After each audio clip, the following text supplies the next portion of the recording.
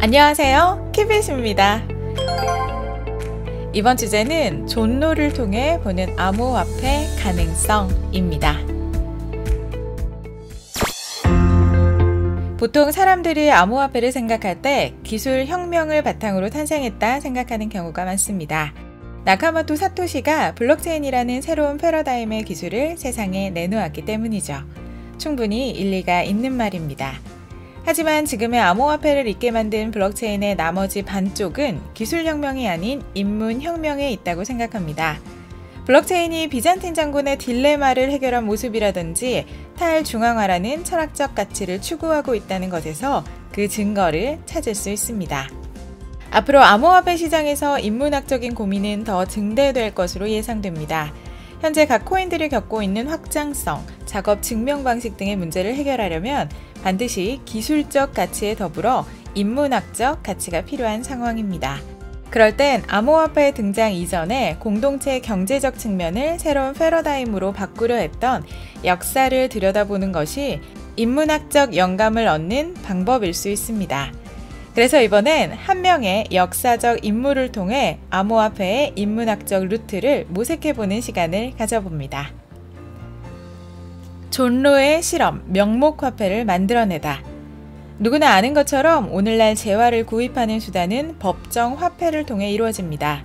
이런 법정화폐는 이전의 물물교환이나 금, 은을 통한 귀금속 거래와는 다른 특징을 가지고 있습니다. 바로 실질적인 소재 가치는 없지만 국가의 신용이라는 명목가치 아래에서 다른 물건을 거래할 수 있다는 점입니다. 학자들은 그런 화폐 경제의 흐름을 구분하기 위해 실질 가치와 명목 가치가 결합된 이전의 거래 수단을 실물화폐라 부르고 이후 두 가치가 분리되어 있는 종이화폐를 명목화폐라고 명명했습니다. 그렇다면 오늘날의 이 명목화폐 개념은 실질적으로 누가 처음 고안해낸 것일까요? 스코틀랜드 출신의 존로가 바로 그 주인공입니다. 존로는 오늘날로 치면 아웃사이더 기질이 굉장히 강한 인물이었습니다. 한 여자를 두고 벌인 결투에서 상대를 죽이는 바람에 살인죄가 붙여져 방랑 생활을 해야 했고, 이 과정에서 정착 생활을 하는 사람이면 느낄 수 없는 여러 신선한 경험을 하게 됩니다. 특히 네덜란드와 프랑스 일대에서 은행업 종사를 전전하며 동인도 회사의 성공을 눈앞에서 목격하게 되는 등의 경험은 그가 새로운 아이디어를 만드는 데 큰 일조를 하죠. 그의 새로운 아이디어란 중앙은행과 무역회사를 결합해 새로운 국부를 창출해내는 것이었습니다. 중요한 것은 중앙은행이 무역회사를 밀어주는 과정이 통상적 금, 은을 통한 거래가 아닌 화폐여야만 했습니다.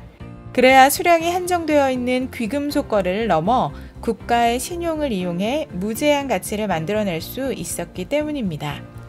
이런 존로의 아이디어는 평소 같았으면 위험성을 이유로 국가에게 허락받기 힘든 목표였겠지만 때마침 재정적으로 큰 위기에 처한 프랑스가 있어 기회를 얻을 수 있었습니다.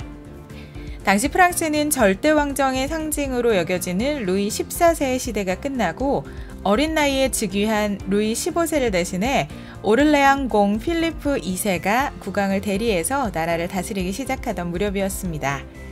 문제는 절대왕정 아래에서 진행된 사치 자금과 전쟁 비용으로 인해 루이 14세 말기 무렵부터 프랑스는 고질적인 재정 적자에 시달렸다는 겁니다. 필리프 2세는 정상적인 방법으로는 이 문제가 해결되지 않을 것임을 깨닫고 결국 존로의 제안을 받아들입니다. 금은을 통한 자금 확보가 아닌 국가가 발행하는 종이화폐로 자금을 조달받기로 말입니다. 이는 오늘날의 관점에서 법정 통화를 쓰지 말고 암호화폐를 사용하자는 요청을 국가가 받아들이는 것보다 어떻게 보면 더 충격적인 사건이라고 볼 수 있습니다. 당시에는 명목화폐의 개념 자체가 제대로 자리 잡히지 않았던 시기였기 때문입니다. 그렇게 진행된 그의 실험은 초창기에 대성공을 거두는 듯 보였습니다.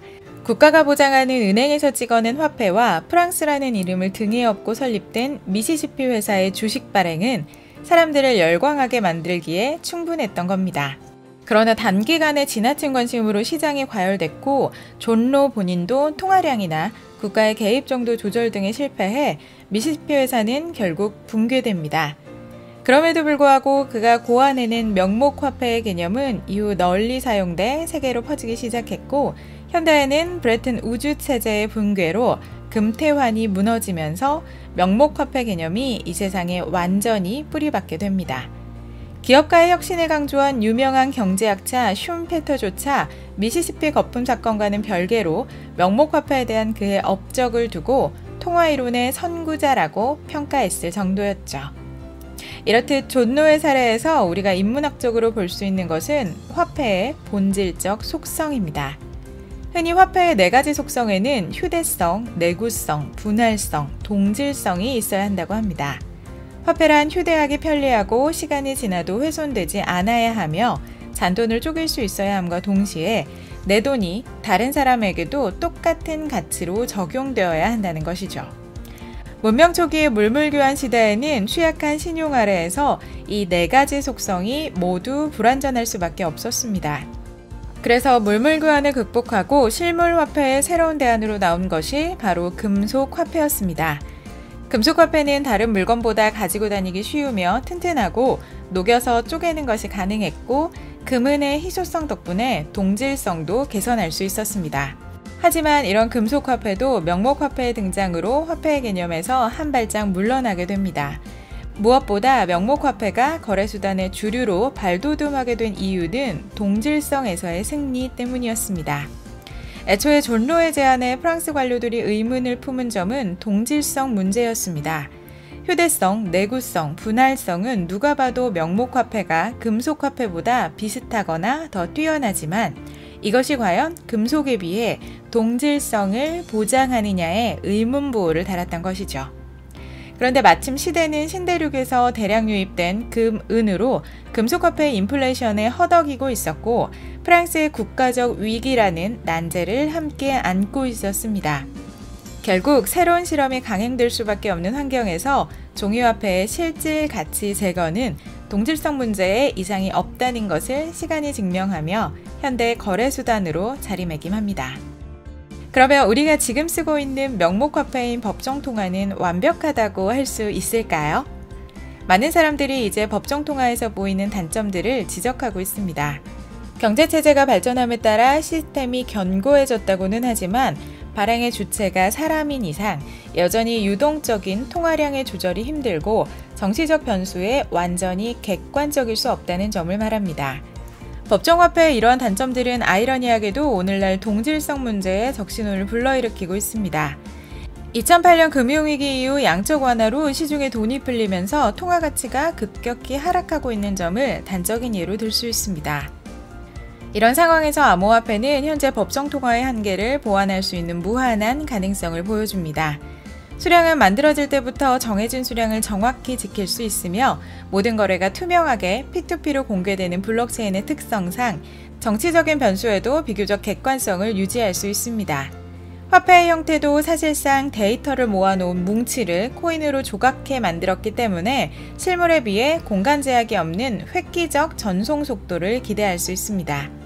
결국 암호화폐도 이제 단 하나의 의문점만을 남겨놓고 있습니다. 실물이 아닌 데이터를 이용한 거래가 동질성 문제를 확보할 수 있냐는 것이죠. 실제로 이 부분은 많은 대중들이 암호화폐에 대해 의문을 품고 있는 점이며 아직 암호화폐 스스로도 여러 실험을 진행 중에 있는 미완의 단계입니다.